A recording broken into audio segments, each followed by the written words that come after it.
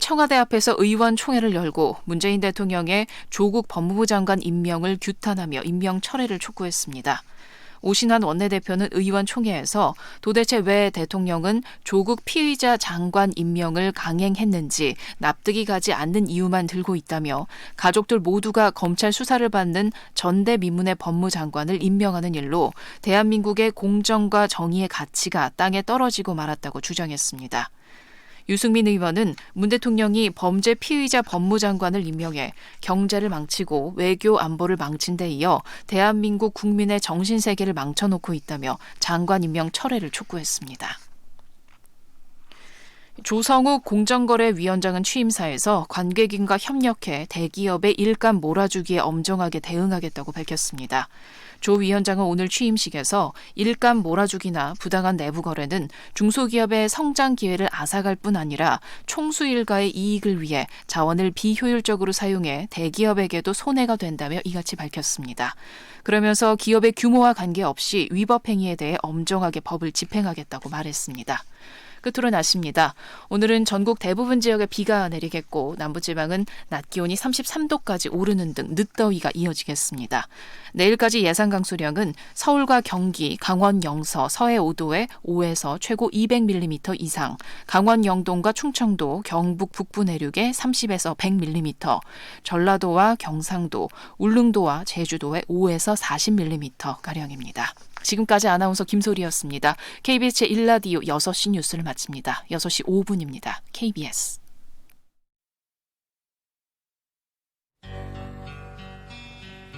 지극정성을 다하는 국민의 방송 KBS 김용민 라이브. 이 프로그램은 여러분의 소중한 수신료로 만들어지고 있습니다. 네, 김용민 라이브와 함께하고 계십니다. 자, 2부의 문을 활짝 열었습니다. 이제부터는 전국 방송입니다. 6시 5분부터 합류하신 분들 계시죠? 들으면 들을수록 똑똑해지는 라디오 김용민 라이브, 평일 오후 5시 5분에 시작하는데요. 7시까지 여러분과 함께 달리고 있습니다. 팟캐스트에 매일 방송 파일이 올라가고 있어요. 놓친 방송, 다시 듣고 싶은 방송 팟캐스트에서 즐겨주시기 바라겠습니다. 영상으로도 함께 하실 수 있습니다. 유튜브 KBS 1라디오 계정으로 즐겨주시면 되겠습니다.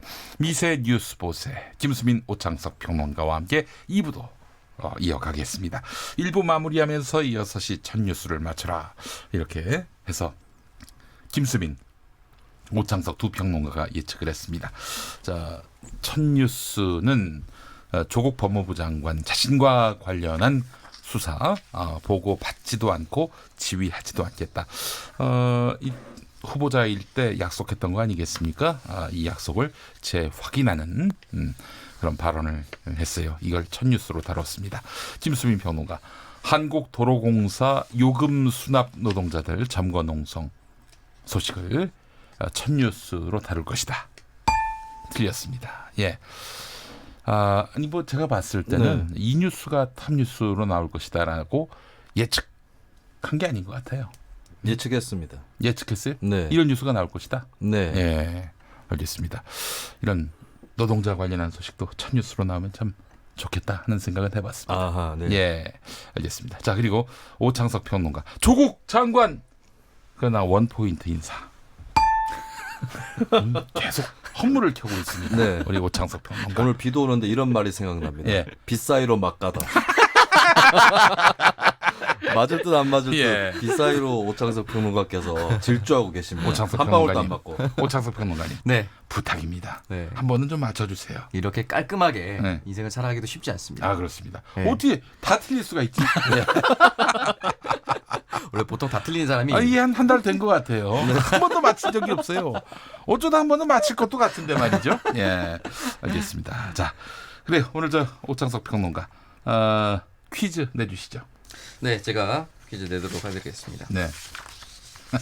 맞힐 일이 없으니까 네. 준비도 안 했어 지금. 준비도 네. 안 했어. 예. 네, 여러분께 선물을 드리는 퀴즈입니다. 네. 오늘 황교안 자유한국당 대표가 손학규 바른미래당 대표와 2당 정동영 대표를 만났습니다. 조국 법무부 장관 파면을 위해 힘을 합치자고 제안을 했는데요. 이 정당의 정동영 대표는 해임 건의안에는 동참할 수 없다는 뜻을 밝혔다라고 합니다. 네. 이 정당은 호남을 텃밭으로 두고 있고 최근 이 당의 반당권파들이 탈당해 변화와 희망의 대한정치연대를 결성하기도 했습니다. 네. 자, 그렇다면 이 당의 이름은 무엇일까요? 자, 정동영 대표가 당대표로 있는 당 이름을 적어서 보내주시면 되겠습니다. 그냥 뭐 적어서 보내지 마시고 네. 문자로 해서 보내주세요. 예, 손가락으로 눌러서 보내주시기 바랍니다. 샵 9730 짧은 문자 50원 긴 문자 100원 KBS 모바일 라디오 콩으로는 무료로 보내실 수 있습니다.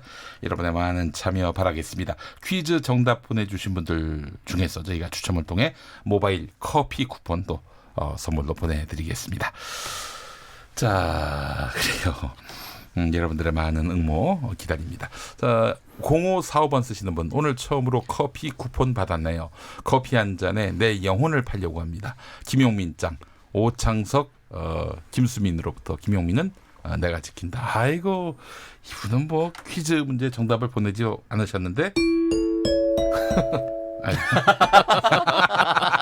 실로폰을 이렇게 연주하기 어려운 악기인 줄 최근에 알았어요. 그렇습니다. 아니, 그래도 네. 저 오창석이 정답 맞추는 것보다는 쉽습니다. 네. 예, 그래요. 자, 그 김수미 평론가 아까 그 네. 한국도로공사 수납 사원들이 네. 그 집단 농성 벌이고 있다는 그 소식을 전해주시죠. 네, 한국도로공사 톨게이트 요금 수납원들이 농성을 벌이고 있고 이틀째인데요. 이들이 농성을 벌이게 된 원인은 무엇이냐? 네. 예전에 이제 대법원으로부터 판결을 받았습니다. 계속해서 업무 지시를 받으면서 일을 해왔기 때문에 공사 직원으로 인정해달라 이런 근로자 지위 확인 소송에서 승소를 했거든요. 예, 거기에 따라서 우리를 직접 고용해달라.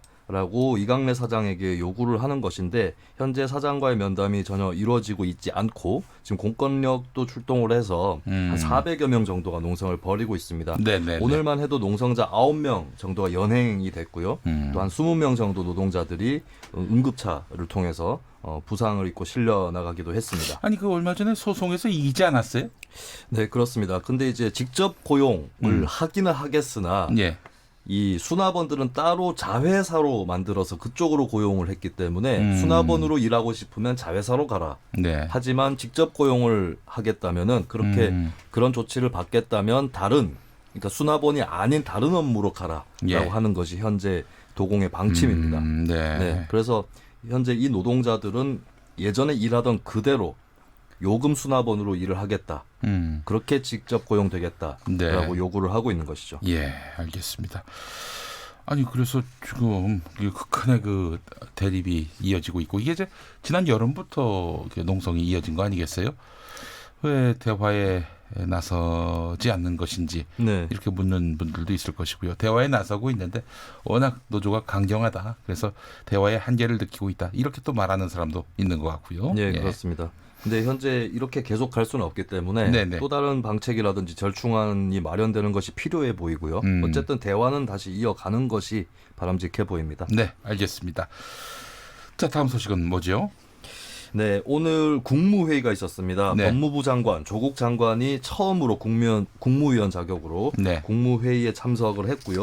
이번 국무회의 장소도 이목을 집중시켰습니다. 한국과학기술연구원 키스트에서 국무회의를 했는데 이 키스트는 조 장관 딸이 인턴십 증명서를 허위 부정 발급했다라고 하는 의혹을 받고 있는 그 장소이기도 해서 예. 네, 공교롭다라는 그런 지적도 있습니다. 근데 이제 청와대 입장에서는 첨단 기술을 활용한 경쟁력 강화의 중요성을 강조하기 위해서 키스트를 국무회의 장소로 낙점을 했다고 하고요. 네, 그렇기 때문에 뭐 다른 장소로 변경을 하거나 이것을 고려하지는 않았습니다. 네. 알겠습니다. 자, 다음 소식은 뭡니까? 네, 일단 문재인 대통령이 한국기술연구원에서 현장 국무회의를 열었는데요. 여기에 대해서 과학기술 연구개발 현장을 직접 방문하는 의미도 있고요. 그리고 현재 이제 한국 경제의 100년의 기틀을 세우는 행위다라고 라고 하면서 과학기술 현장을 독려했습니다. 네. 첨단 기술을 활용한 소재, 부품, 장비 분야 경쟁력 강화가 필수적이다라고 얘기를 했고 또한 이러한 것들이 신남방 정책과도 연관되어 있다라고 얘기를 했습니다. 네. 아무래도 우리나라가 대무역 의존도가 몇몇 국가에 몰려 있다라고 보니까 수출의 다변화를 위해서 현재 여러 나라를 만나고 왔습니다. 네. 그 나라에서도 긍정적인 반응을 얻었기 때문에 여기에 대해서 협력할 수 있는 부분도 정부가 나서서 앞장서겠다라고 표현을 한 것입니다. 네. 청와대 관련한 소식도 함께 살펴봤고요. 여론조사 뭐 하나 네. 소식 준비해 오셨다고요? 네, 계속해서 여론조사를 했던 내용, 조국 후보자의 장관 임명 여부에 대한 네. 찬반 여론조사가 있었는데 이제는 조국 장관 임명에 대한 평가에 대해서 여론조사가 실시가 됐습니다. 네, 네. 여론조사 전문 기관 리얼미터가 오마이뉴스 의뢰로 9일 전국 19세 이상 성인 501명을 대상으로 실시를 했고요. 네. 유무선 자동응답 혼용 방식을 통해서 실시가 됐고 표본 오차는 95% 신뢰 수준에서 플러스 마이너스 4.4%포인트, 응답률은 6.9%였습니다. 네. 임명을 잘했다라는 긍정평가가 46.6%, 네, 네. 그리고 잘못했다는 부정평가가 49.6%가 나왔는데요. 얼핏 부정평가가 3.0%포인트 앞서는 것처럼 보이지만 네. 오차 범위가 4.4%포인트이기 때문에 네. 그러니까 사실상 뭐 찬반이 거의 같았다. 오차 범위 안에 있다는 얘기죠. 그렇습니다. 오차 범위 안에 있기 때문에 비등하다라고 해석을 할 수가 있겠습니다. 네. 부정평가가 높았던 계층은 자유한국당, 바른미래당 지지층, 보수층, 중도층, 5, 60대, 네. 부산, 울산, 경남, 대구, 경북, 경기, 인천 쪽이었고요. 긍정평가가 높았던 지지층은 더불어민주당과 정의당 지지층, 네. 진보층이었고 네. 그리고 조금 특이한 것은 20대에서도 51.8% 긍정평가가 조금 더 높게 나왔습니다. 네. 3, 40대 호남, 충청권, 서울에서도 네. 절반 이상의 긍정평가가 나왔습니다. 네. 근데 표본이 501명이죠? 501명이고 전체? 네, 네. 이 실시하는 기한이 짧았기 때문에 네. 뭐 조금 길게 더 많은 표본을 갖고 조사한 그 결과에 비해서는 네. 부정확할 수는 있겠습니다. 네. 그리고 또 추후에 나오는 여론조사 결과를 또 함께 자세히 들여다보도록 하죠. 네. 나경원 자유한국당 원내대표의 아들을 두고도 지금 논란이 일고 있죠? 네, 저희가 어제도 잠깐 소개를 해드렸는데요. 네. 나경원 자유한국당 원내대표의 아들 김모 씨가 고등학생 시절인 2015년 의공학 관련 권위 있는 세계학술대회에서 1저자로 등재된 것으로 확인이 됐습니다. 2015년인데요. 국제의용생체공학학술대회 EMBC라고 부릅니다. 의공학 분야 최대 학술대회로 꼽히는데요. 여기에 대해서 김 씨가 1저자로 올라와 있다라고 합니다. 네. 현재 그 김 씨는 미국 명문고등학교인 세인트 폴 스쿨에 재학 중이었다라고 하는데요. 네. 함께 저자로 등재된 3명은 모두 서울대학교 소속이었다라고 합니다. 네. 그러니까 고등학생 1명과 서울대 소속 3명 그리고 연구 지도 교수로 윤형진 서울일공학과 교수가 이름을 올렸다라고 하는데요. 네. 또 다른 연구도 있습니다. 네. 여기 마찬가지로 나머지 사람들은 모두 서울대 소속이고 지도 교수는 윤형진 교수였고 고등학생은 유일하게 김모 씨 1명밖에 없었다라고 합니다. 네. 그러니까 이제 요약해 보자면은 네. 나경원 원내대표의 부탁으로, 그러니까 이제 김군의 어머니의 부탁으로 고등학생을 받아서 대략 3주 정도 비교적 간단한 실험을 해서 학생은 데이터 수집과 분석을 했고 그 결과를 과학경진대회에 출품해서 우수한 성적을 얻었고 국제학회에 1저자로 포스터 발표했고 발표 내용은 포스터 그대로 혹은 이 proceedings라는 표현이 있는데 네. 생소한 표현입니다만은 이런 논문 형태로 온라인에 발표됐고 고등학생의 소속은 고등학교가 아닌 서울대로 기재됐다. 이렇게 어떤 학자가 요약하더라고요. 그러니까 이제 중요한 거는 뭐냐면은 이 조국 법무부 장관 딸하고 이제 비교 대조를 해보자면은 이 조국 조국 장관 딸 같은 경우에는 학교에서 학부모들과 학생들을 연결하는 인턴 연구 프로그램을 통해서 그렇게 해서 이제 이 논문 제1저자가 될 수 있는 길이 이제 만들어진 반면에 이 김군 같은 경우 나경원 원내대표의 아들 같은 경우 네. 고등학교에서 추진하거나 대학에서 추진한 인턴이 아니라 말 그대로 나경원 원내대표의 개인적 부탁으로 시작된 인턴이란 점. 그렇기 때문에 나경원 원내대표의 아들 이어서 얻을 수 있는 혜택이 아니었느냐 이런 논란에 휘말리게 됐다라는 거 아니겠습니까? 네, 맞습니다. 서울대가 미국 고등학교 소속 학생에게 서울대 연구진 그리고 연구 시설 전체를 지원해서 연구 초록을 작성하게 한 경위 그리고 이 학내 절차에 대한 의문이 지금 일어나고 있는 것입니다. 네, 그래요. 이와 관련해서 이제 자유한국당 나경원 원내대표 같은 경우 이 뭐 과장된 주장이다. 네. 자기는 뭐 연구 시설 정도 이렇게 쓸 수 있게 해달라 이런 정도였지. 뭐 제일 저자가 되게끔 뭐 이렇게 변칙이나 반칙을 쓴 것이 없다. 뭐 이런 입장인 것 같은데 말이죠. 네, 맞습니다. 또 논란이 촉발됐고요. 무엇이 진상인지 또 가려지게 되겠네요. 네, 맞습니다. 네, 알겠습니다. 다음 소식 전해주시죠. 네, 자유한국당 장제원 의원 아들 문제로 네, 여러 가지 논란에 휩싸여 있는데요. 네. 일단은 아들 장용준 씨는 음주운전을 시인했고 운전자 바꿔치기 해당 남성도 입건이 됐습니다. 이 남성이 의원실 관계자가 아니냐라는 의혹이 있었는데요. 장용준 씨 아들인 장용준 씨의 그 주장에 따르면 아는 형이다. 네. 의원실 관계자는 아니다. 이렇게 또 주장을 하고 있습니다. 네, 그래요. 중앙일보가 그 인터넷판에서 보도를 했어요. 의원실 관계자로 보인다. 뭐 이렇게 보도를 했는데 이에 대해서 장제원 의원이 강력하게 반발을 했었죠. 네, 가짜 뉴스라고 강력하게 반발을 했는데 네. 계속해서 경찰은 이 문제에 대해서 엄정하고 철저하게 수사할 그런 태세에 있습니다. 네, 알겠습니다. 후쿠시마 오염수 관련한 소식 오창석 평론가 하나 더 전해주시죠. 네, 후쿠시마 제1원자력 발전소 내 방사성 오염수 처리 문제와 관련해서 바다에 버릴 수밖에 없다는 입장이 나와서 논란이 예상되고 있습니다. 하라다 요시아키 일본 환경상이 기자회견에서 밝혔는데요. 바다로 방출해서 희석하는 방법밖에 없다라는 취지의 발언을 했습니다. 네. 앞으로 정부 전체에서 이 문제를 신중히 의논할 것으로 생각하기 때문에 지금의 내 이야기는 그냥 단순한 의견으로 들어줬으면 좋겠다라고도 얘기를 했지만 예. 일본 환경 전체 정책을 책임지는 이 강요의 발언이란 점에서 내부적으로는 이미 이 방침으로 정해진 것이 아니냐라는 논란이 흘러나오고 있습니다. 네, 알겠습니다. 아이고, 자기들이 결정해서 뭐 자기들이 실행할 문제가 아니죠. 이게 태평양 전체가 오염이 될 수 있는 것이기 때문에 네. 국제사회 동의 없이 자기들 멋대로 그 오염수를 흘려보내면 안 되죠.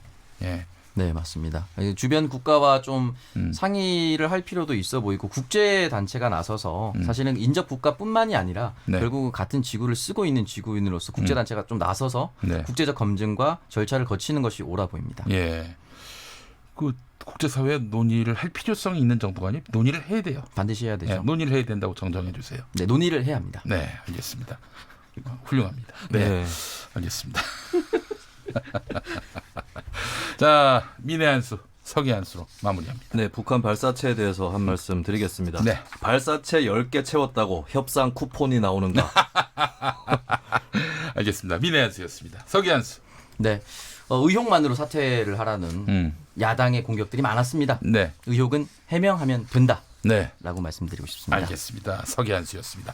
자, 미세 뉴스보스의 김수민 평론가, 오창석 평론가 수고 많이 하셨습니다. 고맙습니다. 자, 라디오 정보센터 가보겠습니다. 정한나 씨가 준비하고 있어요. 문재인 대통령은 오늘 한국과학기술연구원 키스트에서 현장 국무회의를 주재하면서 소재, 부품, 장비 산업 경쟁력 강화는 경제 강국을 위한 전략과제이며 한일 관계 차원을 뛰어넘어 한국 경제의 100년의 기틀을 세우는 일이라고 말했습니다. 청와대는 미국 동부 해안에서 전도된 자동차 운반선 골든레이호에 고립됐던 한국인 선원 4명이 전원 구조된 것과 관련해 초조함 속에 선원들의 생사를 기다렸을 가족들과 기쁨과 축하의 마음을 나누고 싶다. 무엇보다 사고에 발빠르게 대응해준 미 해안경비대에 깊은 감사의 마음을 전한다고 말했습니다. 여야는 오늘 오전 북한이 단거리 발사체 2발을 쏜 것과 관련해 일제히 깊은 유감을 표명했습니다. 조국 법무부 장관이 본인이나 가족 관련 사건의 수사나 공판 상황에 대해서는 보고도 받지 않고 지휘하지도 않겠다고 밝혔습니다. 자유한국당과 바른미래당은 조국 법무장관 해임 건의안과 국정조사를 공동 추진하기로 했습니다. 지금까지 정보센터 뉴스 정한나였습니다.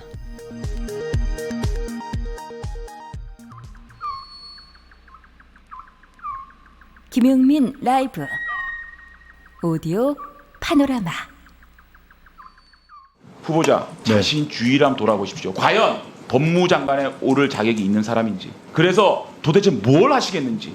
9월 6일 국회 법제사법위원회 조국 법무부 장관 후보 청문회에서 장제원 자유한국당 의원 자녀들에게 주식이나 펀드를 가르치는 것은 동물의 왕국이다, 이렇게 말씀하시는 분이 본인의 가족은 냉수의 왕국입니까? 아버지는 위선, 어머니는 청탁과 반칙의 제조기, 딸은 거짓말. 이 거짓 패밀리의 반칙과 위선을, 정권이 총 걸기해서 국민들의 눈과 귀를 막을 수 있다? 진실은 거짓을 이깁니다. 후보자 자신 주의를 한번 돌아보십시오. 과연 법무장관에 오를 자격이 있는 사람인지, 그래서 도대체 뭘 하시겠는지, 지금 그 모습으로 무슨 계획을 어떻게 하겠다는 건지 저는 말씀 새기겠습니다. 감사합니다. 장제원 의원의 속사포에 국회 법사위 회의장은 압도되고 3년 전 2016년 8월 19일 국회 안전행정위원회 이철성 경찰청장에 대한 국회 인사청문회. 음주운전하다가 사고를 내고도 자신의 경찰 신분을 속여 징계를 피했던 이철성 후보자. 여당 의원이었던 장제원 의원. 절대 봐주지 않는데. 그러면 제가 보니까 많은 분들이 신분을 밝히고 해임, 강등, 파면까지 당했습니다. 그분들도 만약에 신분을 속였다면 청장님처럼 총수가 될 수 있다는 거 아닙니까? 청장 후보자께서는 신분을 속였기 때문에 오늘날 이 자리에 설 수 있었고, 다른 분들은 신분을 속이지 않았기 때문에 강등되고 해임되고 경찰의 옷을 벗은 분들도 계십니다. 맞지요? 예, 그렇습니다. 음주 사고 때문에 네, 옷을 벗고 해임을 당하고 강등을 당한 후배 경찰관에 대해서 죄송하죠? 예, 그렇습니다. 그러면 숨겼습니다. 그 당시에 직업이라고 물어봤겠죠, 조사관이. 예, 그럼 그렇습니다. 무직이라고 대답했습니까? 상대 경찰에게 조서를 받을 때 무직이라고 얘기했습니까? 무직이라고는 안 하고 무슨 그러면 이 사고를 경험 삼아서 앞으로 청장 후보자께서 승진을 시켜야 될 경찰이나 또는 후배 경찰이 이런 음주 사고를 냈을 때 과연 청장님이 징계를 하고 해임을 하고 강동을 할 수가 있겠습니까? 그런데 조국 법무장관 인사청문회 몇 시간 후 장제원 의원 아들 만취 상태에서 음주운전. 더불어민주당 이수진 최고위원의 한마디.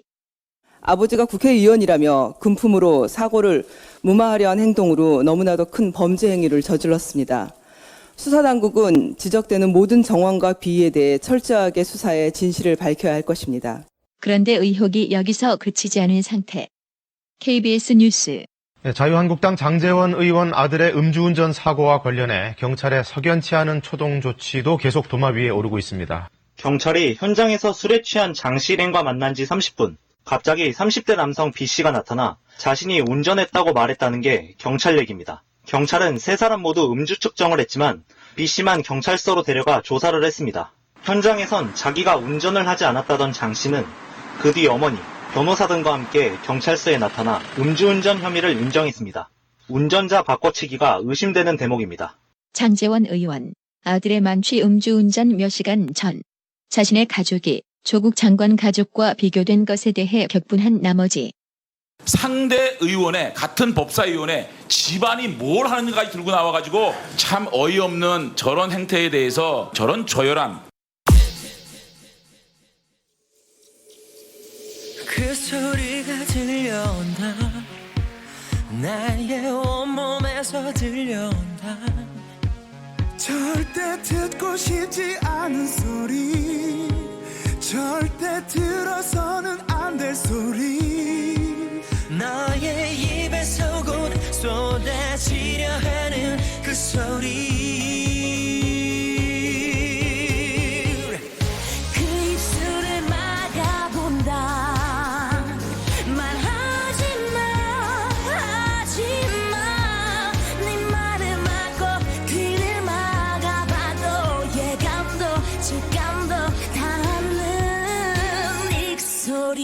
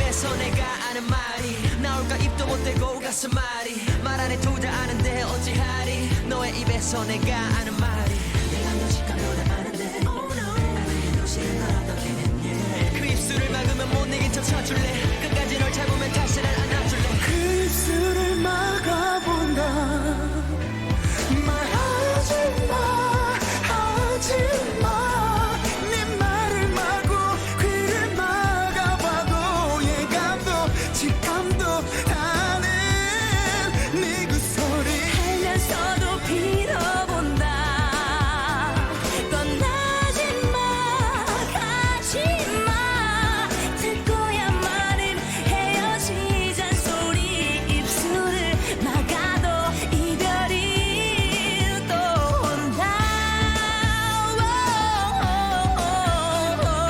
그 입술을 막아본다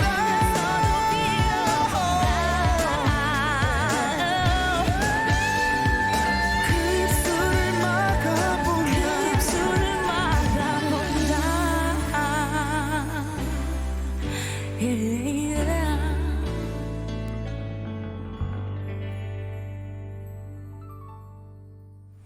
네, 오디오 파노라마 들으신 다음 또 노래가 이어졌죠. 에이티의 그 입술을 막아본다 함께 들으셨습니다. 자, 저희가 김용민 라이브 시작하면서 항상 애청자 여러분들의 목소리에 귀 기울이겠다 약속드렸는데요. 문자가 많이 도착했습니다. 7764번 쓰시는 분, 김용민 라이브 너무너무 잘 듣고 있어요. 그런데 잘 듣다가도 지하 주차장만 내려가면 안 들립니다. 어떻게 해결할 방법이 없나요? 지하 주차장마다 저희가 중계소를 설치하면요, KBS가 망합니다. 그 비용을 어떻게 다 드릴 수 있겠습니까? 차를 지상에 세우세요. 네, 그 방법밖에 없는 것 같아요. 예.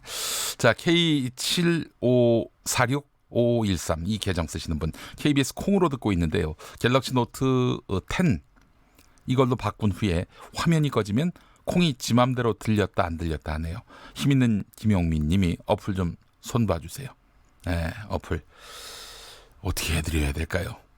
제가 어떻게 기도라도 좀 하겠습니다. 예, 나중에 기도할 테니까 새로 한번 설치해 보시면 어떨까요? 김승형님, 무궁화호에 와이파이 되도록 해주세요. 터널 지날 때마다 방송이 끊겨서 짜증나서 못 듣겠어요. 코레일.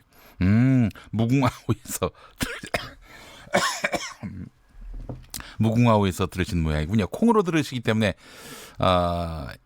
와이파이 얘기를 하시는 것 같은데, 예, 그 와이파이가 되도록 해달라 이 말씀은 지금 LTE로 들으신다는 얘기 아닌가요? 예, 근데 터널 안에서도 될 텐데, 예, 뭘로 들으세요? 라디오로 들으십니까? 아니면은 콩으로 들으세요? 예, 궁금합니다. 감사합니다. 딱 김용민이가 다 어떻게 해결을 해드리는 줄로 알고 계시는데, 예, 저를 너무 유능한 사람으로 보시는 것 같아서 감사하기도 하고 송구하기도 하고 그렇습니다. 너 그렇게 유능하진 않아요. 예. 자, 그리고 6678번 쓰시는 분, 온양 온천입니다. 다니시는 분들 보니까 추석 기분이 많이 납니다. 차량들도 많이 밀리고 사람들도 많이 다니고 오늘도 김용민 파이팅입니다 라고 하셨어요. 네, 그래요. 이제 명절이 다가오고 있네요. 예, 그게 실감 나시죠?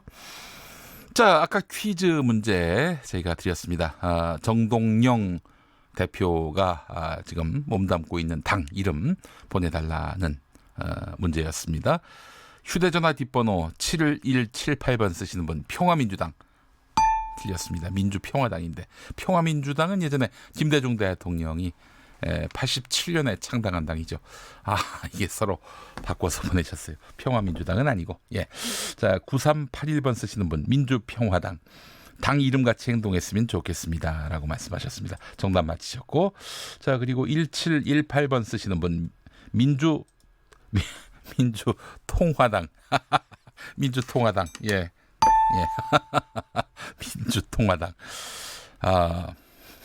이 통화는 무슨 통화일까요? 전화 통화할 때 통화인지 아니면은 화폐 단위를 말하는 통화인지. 네. 6828번 쓰시는 분, 민중평화당. 네. 자, 그리고 0314번 쓰시는 분, 전라북도 전주 559번 버스 안에서 김용민 라이브가 울려 퍼집니다 라면서 민주평화당 정답 보내셨습니다. 자, 그리고 K72362849번. 네, 이게 계정인데 군소정당. 네, 7926번 쓰시는 분 국민의당. 예, 국민의당에서 이제 갈라져 나왔죠. 국민의당은 지금 바른미래당으로 갔고요. 바른미래당 합류할 수 없어서 따로 만든 당이 민주평화당인데 그 민주평화당도 갈라졌습니다. 국민의당 아니었고. 자, 그리고 강무성님 답 그 당이 그 당. 예, 대구는 구름 좀 끼어 있고 덥습니다. 세 분 케미 정말 재미지네요. 앞으로도 쭉 나와줘 있어. 예, 이런 말씀하셨습니다. 김수민 오창석 평론가 말씀하시는 것 같습니다. 자, 1592번 쓰시는 분 꼬마 평화당. 네. 그리고 김대근님 봉숭아학당. 네. 2101번 정동영만 이 땅. 예.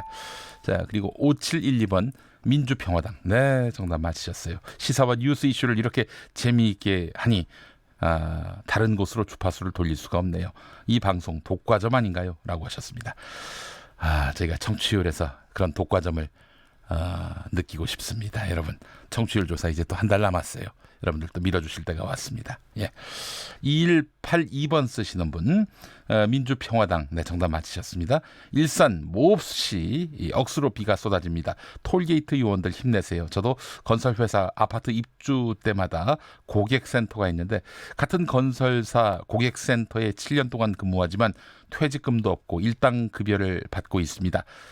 사업자라는 이유로 말이죠. 그래요. 사각지대에 있는 각 회사 고객센터 에서 일하는 분들 부당한 대우에서 제대로 된 대우 받으시길 바라겠습니다. 이걸 뒷받침해주는 정부가 필요합니다라고 말씀하셨습니다. 예, 3964번 쓰시는 분 모든 당들이 이름처럼만 해줬으면 좋겠네요. 자유롭고 민주적이고 평화롭고 애국심이 있고 바르고 정의로운. 네. 그래서 그런 말 하시는 분도 있어요. 더불어민주당에 민주가 없고 자유한국당에 자유가 없고 바른미래당에 미래가 없고 민주평화당에 평화가 없다. 예. 그래요. 아마 그 당이 가장 무엇이 결집되어 있는가, 이게 당명에 녹아 있는 게 아닌가 하는 생각도 해보고요. 예, 하여간 민주평화당이라는 답 보내주신 분들 축하드립니다. 정답 보내주신 분들 중에서 저희가 모바일 커피 쿠폰 일부 분들에게 추첨을 해서 보내드리겠습니다. 재난 속보 하나 들어왔습니다. 오늘 6시 반을 기해서 경기도 동두천시, 연천군 포천시, 양주시 지역에 호우경보가 발효됐습니다. 남부지방은 지금 햇볕이 짱짱 내리쬐다 이런 문자도 제가 1시간 전에 받아봤는데 지금은 이제 해가 질 시점이긴 합니다만은 지금 경기 북부 지역에서는 호우경보가 발효됐습니다. 여러분들의 각별한 대비 바라겠습니다. 방송 들으시는 분들의 대비 바라겠습니다. 자, 이제 교통정보센터 가는 거죠. 박소영 씨. 네, 명절을 앞두고 교통량이 많은 데다 비까지 내리면서 도로 정체가 정말 심합니다. 빗길에 사고도 자주 발생하고 있어서 주의를 하셔야겠는데요. 서울 외곽고속도로 판교에서 구리 쪽으로 송파 부근에서는 승용차 관련해 사고가 발생했습니다. 1차로에서 이 처리 작업을 하고 있어서 판교부터 정체가 심하고요. 이후로 구리까지 23km 구간에서 밀리고 있습니다. 반대쪽으로 구리에서 상일, 또 서안암에서 판교까지 정체가 되고 있고요. 경부고속도로 서울 쪽으로 판교 진출로 부근에서도 사고가 있었는데요. 이 처리 작업은 끝났지만 서울 요금소부터 정체가 여전합니다. 이후로 한남까지 14km 구간에서 밀리고 있고 간선도로는 지금 대부분 구간 지나기가 어렵습니다. 강변북로 행주대교에서 양화대교 지나는 데에만 1시간 넘게 걸리고 있고요. 이후로 마포에서 암사까지도 밀립니다. 올림픽대로는 행주대교에서 성산까지 40분 정도 걸리고 있고 여의도에서 청담까지는 1시간 20분 정도 예상하셔야겠습니다. KBS 교통정보센터였습니다.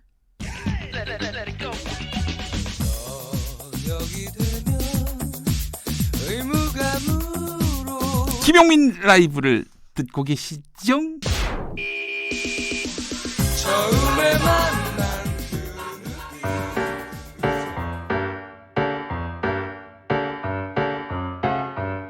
국회에서 쏟아지는 말말말, 그 말 속에 숨어있는 정치적 의도를 낱낱이 파헤쳐봅니다.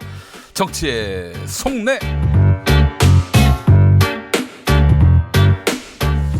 함께하실 분입니다. 정치연구소 싱크와이의 최성해 소장 모셨습니다. 네, 안녕하세요. 김성해입니다. 이름이 살짝 비슷하네요. 예. 최성해. 예, 김용준 PD님. 예. 최성해는 동양대 총장. 네, 그렇죠. 이름이고 예. 김성회 소장 모셨어요. 예. 자, 반갑습니다. 국민보좌관으로 활동하시다가 네, 정치연구소 손혜원 의원 명예보좌관입니다. 현역. 명예보좌관. 명예보좌관. 예. 국민 명예보좌관으로 모시겠습니다. 국민보좌관은 그냥 하고 있고요. 예, 예. 네, 저쪽만 명예보좌관으로 해주십시오. 예. 알겠습니다. 정치연구소 싱크와이. 이거 뭐하러 만들었어요? 민심을 들으려고 만들었습니다. 오. 예. 민심을 듣는다. 그 온라인에서 저희가 여론을 듣는다고 하는 방식이 여러 가지가 있는데 사실 정확하게 통계가 안 나오지 않습니까? 네네. 그래서 그런 것들 좀 주관식으로 설문을 돌리고 그런 이야기들을 많이 듣고 싶어서 시작했고요. 네. 벌써 한 4,000분 넘게 서포터즈들이 모집해 주셔서 네. 그분들에게 설문을 돌리고 2주에 한 번씩 답을 듣고 있습니다. 이번 추석 기념으로 이제 세대 차이 특집으로 마련해 봤는데요. 오늘 보니까 그 보고서가 하나 나왔더라고요. 예, 보셨군요. 예. 그 거기서 핵심이 뭡니까? 핵심이 40대가 생각하는 20대의 고민은 20대가 고민하고 있지 않다. 이게 핵심이죠. 예. 그래요. 40대가 40대에게 물어봤어요. 20대가 무슨 고민할 것 같습니까? 물어봤더니 네. 67%가 취업, 네. 10%가 결혼 및 애정, 네. 뭐 이렇게 대답들을 하셨더라고요. 그렇지 않나요? 그럼? 그런데 20대에게 물어보면 취업이 1등이긴 합니다. 25%로 1등이긴 한데 그거 외에도 각종 사회 문제, 네. 뭐에 대해서도 많이 관심을 갖고 계시고 또 그 외에도 여러 가지 다른 주제들에 대해서 또 본인의 진로라든지 장래라든지 좀 다르죠. 네. 그래서 다른 내용들을 고민하고 계신 것을 좀 봤고 네. 그래서 저도 마찬가지로 보면서 많이 느끼는데 제가 보냈던 20대하고 지금 20대가 보낸 20대는 또 많이 다른 것 같더라고요. 그런 그럼요. 것들에 대해서 차이를 네. 좀 내가 안다고 내가 20대 해봤으니까 안다 이렇게 할 문제는 아니라는 생각을 많이 했습니다. 그 40대, 50대들이 지금 놓치고 있는 20대 고민 중에 잘 알지 못하는 고민 뭐가 있습니까?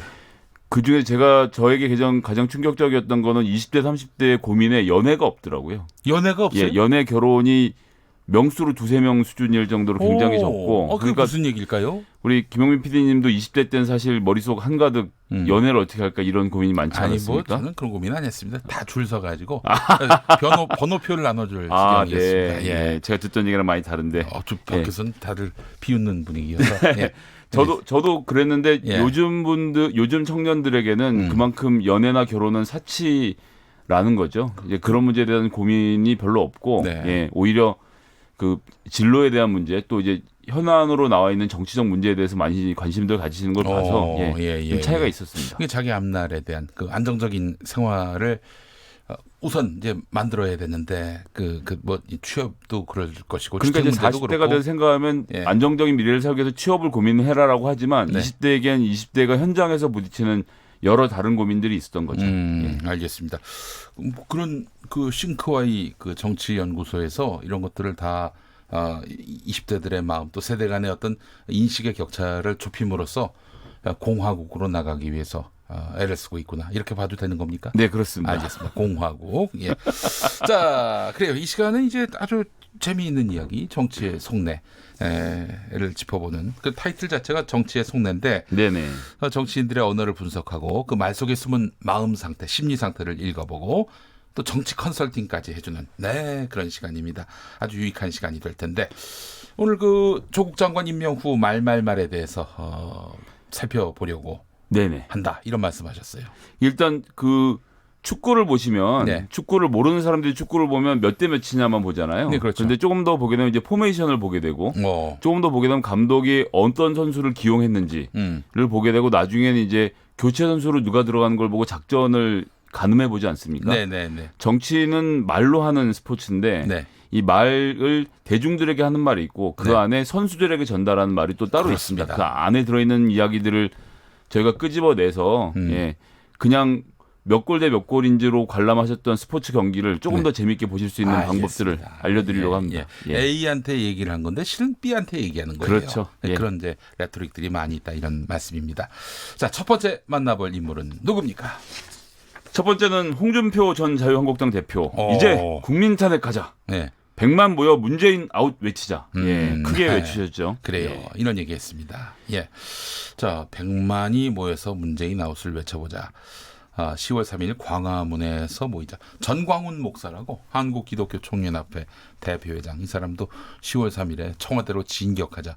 뭐 이런 얘기를 하고 있어요. 그 전에 뭐 청와대 가실 권사님들 뽑고 그랬던 집회가 60대. 기억이 나네요. 목사의 부인들, 뭐 네네. 사모라고 불리는 목사 네. 부인들을 앞세워가지고 우리 순교하자. 내가 첫 번째로 뭐 순교하겠다. 예. 뭐 그때 이런, 순교 얘기 나왔던 기억이 뭐 나네요. 정면으로 뭐 하여튼 물리적으로 충돌해보겠다. 이런 뜻을 아주 공공연히 밝혔어요. 근데 전광훈 순교하려면 발표를 해야 되는데 문재인 정부가 발표를 할 것 같지가 않은데 아이고, 무리한 끔찍한 주장이 얘기를. 아니신가 싶네요. 네, 그래요. 하여간 10월 3일에 지금 뭐 문재인 대통령을 반대하는 이들이 뭐 잔뜩 모일 것 같습니다.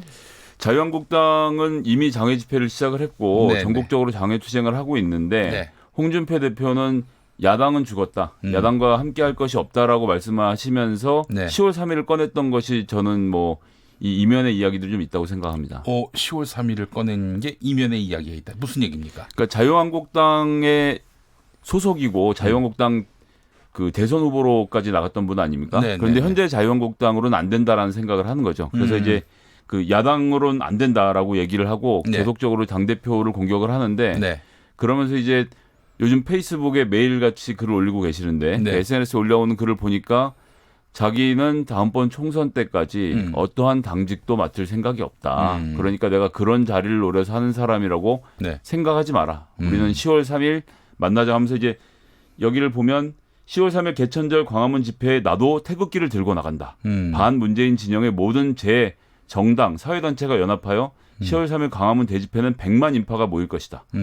그때 우리는 촛불이 아닌 횃불을 들자라는 이야기를 하죠. 그러니까 지금 나오는 얘기 중에 황교안 대표의 리더십에 대해서 이런저런 말들을 하는 사람들이 제일 좋아하는 얘기가 네. 이럴 바에 차라리 홍준표 대표가 다시 나오는 게 좋지 않겠냐라는 이야기들을 많이 하지 않습니까? 그래서 그렇게 예상을 하고 계신 분도 계시고 거리의 우파들을 끌어모아서 네. 대중적 지지도를 높여보겠다. 이런 정치적 의도가 깔린 건가요? 그런 것도 있지만 기본적으로는 홍준표 대표는 이제 또 이제 출생을 봐야 되는데 이 기획통 이 검사지 않습니까? 그러네요. 예. 그런 출신이기 때문에 언론을 어떻게 다뤄야 하는지 그리고 어디서 어떻게 칼을 뽑아 들어야 되는지에 대해서는 남다른 정치적 감각이 있는 사람입니다. 네. 그런데 지금 자유한국당의 현재 모습으로 하면 지지도나 이런 것들을 고려해 보면 내년 총선에서 그닥 신통한 성과를 낼 확률이 높지 않거든요. 현재의 시점에서 놓고 보면 정치란 건 알 수 없지만 네.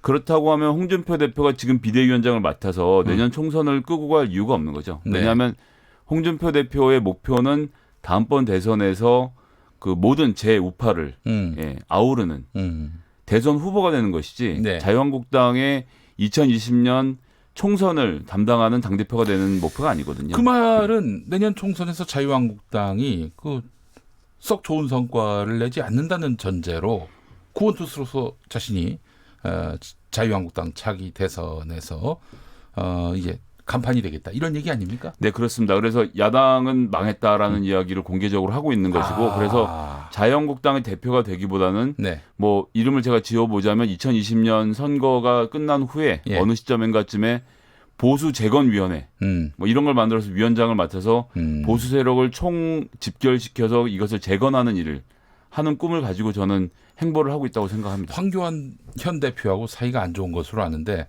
황 대표가 잘 안 돼야 본인에게 정치적 미래가 있는 거네요. 물론이죠. 어쨌거나 두 분 다 대선 후보기 때문에 서로 경쟁할 수밖에 없는 사이고 둘이 도와가면서 자유한국당에서 공생하는 관계로는 지금으로는 안 되는 거죠. 예, 알겠습니다. 자, 그렇다면 자유한국당 황교안 대표를 두 번째로 만나봐야 되겠네요. 예, 자유한국당 황교안 대표 그 페이스북에 사생결단 끝장내겠습니다라는 이 비장한 문장으로 글을 올렸는데요. 뭐 홍준표 대표나 황교안 대표나 둘이 친하진 않지만 또 서로의 이익이 충돌하는 부분이 있지만 어쨌든 문재인 정부에 대해서 타격을 입히겠다. 뭐 그런 점에서는 뭐 큰 차이가 없는 것 같아요. 근데 이제 몇 줄 저희가 내용을 보면요, 그 대한민국 공공의 적 조국을 법무부 장관으로 임명했습니다. 하고 대한민국 법치는 죽었습니다라고 선언을 하죠. 그리고 나서 저 황교안 이 땅의 정의를 위해 공정을 위해 법치를 위해 공공의 적과 사생결단 싸우겠습니다라는 선언을 합니다. 네. 그래서 마지막에 이제 비장하게 문재인 정권 완전히 끝장내겠습니다로 마무리를 짓죠. 근데 예. 황교안 대표도 역시 출신을 따져봐야 되는데 이분은 이제 공안검사 출신이시죠. 홍준표 대표도 검사, 예. 황교안 대표도 검사 출신. 예, 그렇죠. 근데 홍준표 대표는 특수부 출신의 칼잡이인 거고, 근데 황교안 대표는 공안검사죠. 출신. 예, 공안은 뭐 기자들이 그렇게 얘기하지만 온실 속의 화초라는 이야기를 많이 하거든요. 그건 무슨 얘기냐면 그 해당 정권의 명에 따라서 맡겨진 수사를 그냥 진행하는 것이 하나의 특징이고요. 네. 다른 하나의 특징이 여기 나오지만 공안이라는 게 뭡니까? 공공의 안녕 아니겠습니까? 네. 예, 공공의 적이 있다면 네. 그 적을 척결하고 괴멸시키는 것이 공안 검사들의 당대 주어진 목표입니다. 근데 이제 공안부 검사들 중에 소명을 갖고 뭐 잘하신 분도 있었겠지만은 많은 수의 공안부 검사들은 아무한테나 간첩 뭐 이렇게 종북 뒤집어 씌워가지고 그렇게 해서 골탕 먹인 일들이 있었어요. 그저게 혐의가 있어서 그렇게 했던 혐의가 없어서 그렇게 했던 양쪽이 다르지 않은 것은 생각과 말로 처벌을 한다는 거죠. 네. 생각과 말로 사람을 적으로 규정하고 네. 그 사람을 없애야 한다라고 한 것. 통합진보당의 해산이 전 좋은 사례라고 생각하는데 나와 생각이 다르면 없애야 한다라는 것을 보여줬던 전형적인 사례고. 넌 왜 그렇게 생각을 해? 이러면서 이제 처벌을 그렇죠. 하는. 네. 그런 생각이 다른 것을 참지 못하기 때문에 정치는 좀 더 다른 영역이라고 생각하는데 말과 말이 부딪히고 서로 협상하고 타협하는 곳이거든요. 네, 네. 그런 점에 비춰봤을 때 이제 공안검사 입장에서는 없애야 되는 것으로 가다 보니까 좀 네. 이렇게 과격한 표현이 나오지 않았나 그런 생각을 좀 해보게 됩니다. 알겠습니다. 이분은 내년 총선 어떻게든 승리로 이끌어야 앞날이 또 있는 거 아니겠어요? 승리까지는 아니더라도 최소한 선방을 해야 되고 근데 저희가 또 이제 돌아보면 이 황교안 대표가 당대표가 되는 이 전당대회 과정을 통해서 자유한국당이 지지세를 많이 회복했습니다. 사실은 박근혜 대통령의 구속과 이 몰락 이후에 자유한국당이 거의 괴멸 직전까지 몰렸던 것을 생각하면 지금 뭐 20% 후반의 안정적인 지지율을 가져온 것은 황교안 대표의 공을 인정해야겠죠. 근데 여기서 이제 어떻게 확장하느냐의 싸움에서 지금 이제 고전을 면치 못하고 있는 건데 그래서 저희는 이 정도 내부를 다지고 외부로 나갈 거라고 예상을 하고 있었는데 다시 내부를 다지는 쪽으로 결속을 다지는 쪽으로 그래서 지금 국민들하고 이야기를 할 때 문재인 정권 완전히 끝장내겠습니다라는 구호를 가지고 나가면 사실은 뭐 지금 여론조사 지형으로 보면 30% 이상의 국민들이 동의하기 좀 어려운 주제거든요. 끝장을 내겠다는 것은 뭐 실망했다고 다른 얘기잖아요. 그래서 정치는 말로 하는 것인데 그러니까 이제 초반에 보면 이 SNS 글의 초반에 보면 문재인 정권 국민의 심판대에 세워야 합니다라고 해서 사실 이런 정도 표현이 좋은 표현이에요. 심판대에 세우면 심판대에 세워서 이렇게 저렇게 할 수 있는 건데 결국 못 참고 맨 끝에 이제 끝장내겠다는 말을 써서 심판대에 세우는 게 아니라 심판을 해버리는 거예요. 예, 그렇죠. 그렇게 하면 사실은 중도에 있는 분들은 좀 접근하기가 저해지죠. 네, 알겠습니다. 2123번 쓰시는 분, 김용민 씨도 김용민 라이브 청취율 제고를 위해서 삭발할 생각이 없습니까? 그러면 전 국민이 김용민 라이브를 들을 것 같습니다라고 하셨습니다. 안 들을 것 같습니다. 안 듣습니다, 여러분. 역효과가 납니다. 예, 제가 뭐 안 하시는 게 좋을 것 같습니다. 자, 이현주 의원 삭발식 얘기로 바로 이어야 할 것 같아요. 네네. 그 이현주 의원 같은 경우는 지금 광명에 지역구를 두고 계시죠. 또 거기에 그 21대 총선에 나올까요? 그것은 이제 지난 2018년 지방자치 선거를 보면 저희가 답을 얻을 수 있는데요. 시장 선거에서 민주당 후보가 67%로 67%나. 예, 바른미래당 10%, 자유한국당 22%를 제치고 압도적으로 당선이 됐고요. 여기 재미있는 것이 시의원이죠. 그러니까 광명시 뭐 서울로 치면 구의원인데요. 그 시의원도 2명이 바른미래당, 2명이 자유한국당, 1명이 바른미래당이고 9명이 민주당입니다. 이건 무슨 얘기냐면 가나를 뽑는 지역, 뭐 들어보셨죠? 가나를 뽑는 지역에서 가번과 나번을 전부 다 민주당이 먹었고 가나 다를 뽑는 곳에서 가와 나를 민주당이 가지고 다를 자유한국당이 가져서 이런 분포가 나온 거거든요. 이게 뭐냐면 이제 광명은 신도시들이 많이 건설되고 이래서 사실은 민주당에게 유리한 텃밭인데 그리고 이현주 후보 본인도 민주당을 통해서 당선이 되신 분이었고 저 19대 때. 그렇습니다. 그렇기 때문에 사실 21대에서 광명에서의 출마나 당선이 이제 불안해지는 입장에서 놓고 보면 그리고 지금 무소속인 마당에는 저희가 누구나 예상하듯이 자유한국당으로 혹시 가시는 것이 아닌가 이런 얘기들 많이 하고 있는 거 아닙니까? 그렇게 예측하고 있어요. 그런데 입당을 하는 거는 모양이 빠져요. 예, 영입이 돼야죠. 네. 영입이 되려면 어떻게 해야 되느냐? 예. 문재인 정부를 끝장내는 투쟁에 선봉해서 예, 뭔가 획기적인 성과를 내는 것이 본인에게서 필요한 것이고요. 예. 그렇기 때문에 지금 저는 황교안 대표의 문재인 정권 완전히 끝장내겠습니다의 네. 전 화답이라고 생각합니다. 아. 제가 앞장서겠습니다. 예. 그렇기 때문에 저는 이건 그 주고받는 것이 굉장히 잘 됐고 이 정도 하면 황교안 대표가 문재인 정권 끝장내는데 앞장을 쓰셨던 우리 이현주 의원을 자유한국당으로 영입했다. 네. 이런 카페트를 깔아주기가 좋은 그림으로 가고 있는 거죠. 이 삭발식 자체가 입당 원서를 쓰는 것 같은 입당에서 영입으로 몸값을 올리는 예, 행위였다라고 저는 생각합니다. 영입을 하더라도 입당 원서 써야 되니까. 예. 아 그러네요. 예. 그런 제출을 하지 말고 예. 제출하지 말고 예, 영입을 먼저 일단 해야겠죠. 써놓은 것이라고 봐야 되겠네요. 네네. 알겠습니다. 자, 이현주 의원 이야기해봤고 짧게 여당 의원도 한번 얘기해보죠. 네네. 금태섭 의원. 예, 금태섭 의원 뭐 이래저래 비판을 많이 듣기도 했고 칭찬을 많이 듣기도 했고 좀 의견이 갈리는 것 같습니다. 네. 근데 저는 하나 확실한 것은 예전에 검사를 그만둔 시절부터 지금까지 줄기차게 주장해왔던 하나의 고리는 검찰의 개혁은 형사부를 강화하고 특수부의 힘을 빼는 데 있다라는 주장이었고요. 네. 그 주장에서는 한 번도 변한 적이 없기 때문에 전 그런 일관된 주장에 대해서 높이 사고 싶고요. 네. 그런데 이번 청문회에서 발언은 그닥 팀플레이로 준비됐던 발언은 그러니까 저희가 결론적으로 봤을 때는 팀플레이로서 역할이 있었지만 네. 예, 팀으로 만들어서 플레이했던 건 아니기 때문에 그런 것은 좀 아쉬움이 있고요. 네. 그리고 이제 예 그렇습니다. 그분은 왜 그렇게 여당 속 야당 그 스탠스를 취했는지. 여당 속 야당이라기보다는 본인의 입장을 굽힐 생각이 전혀 없는 거죠. 나는 이렇게 생각하는데 내가 제일 잘 알아.